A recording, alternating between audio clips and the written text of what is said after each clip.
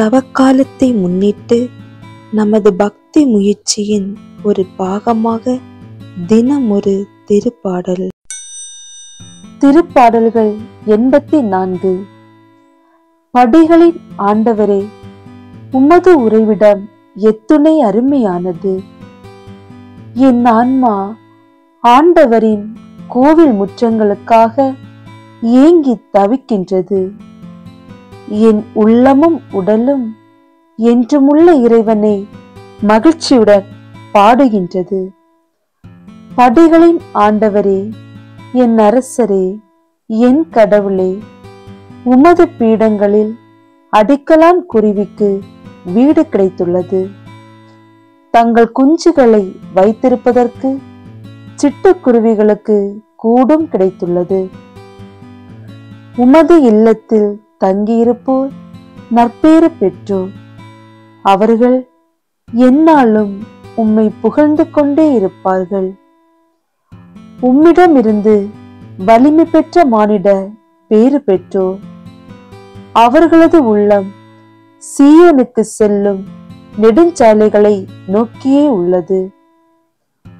வறண்ட பாக்கா பள்ளத்தாக்கை அவர்கள் கடந்து செல்கையில் அது நீரூற்றுகள் உள்ள இடமாக மாறுகின்றது. முதல் பருவமழை அதனை நீர்நிலைகள் நிறைந்த இடமாக்கும். அவர்கள் நடந்து செல்கையில் மேலும் மேலும் வலிமை பெறுகின்றார்கள். பின்பு சீயோனில் தெய்வங்களின் இறைவனை காண்பார்கள். படைகளின் ஆண்டவரே, என் விண்ணப்பத்தை கேட்டருளும். யாக்கோபின் கடவுளே, எனக்கு செவிசாய் தருளும். எங்கள் கேடயமாகிய கடவுளே, கண்ணோக்கும். நீர் திருப்பொழிவு செய்தவரின் முகத்தை கனிவுடன் பாரும். வேற்றிடங்களில் வாழும் 1000 நாட்களிலும் உம் கோவில் முற்றங்களில் தங்கும் ஒரு நாளே மேலானது. பொல்லாரின் கூடாரங்களில் குடியிருப்பதினும் என் கடவுளது இல்லத்தின் வாயிற்காவலனாயிருப்பதே இனிமையானது.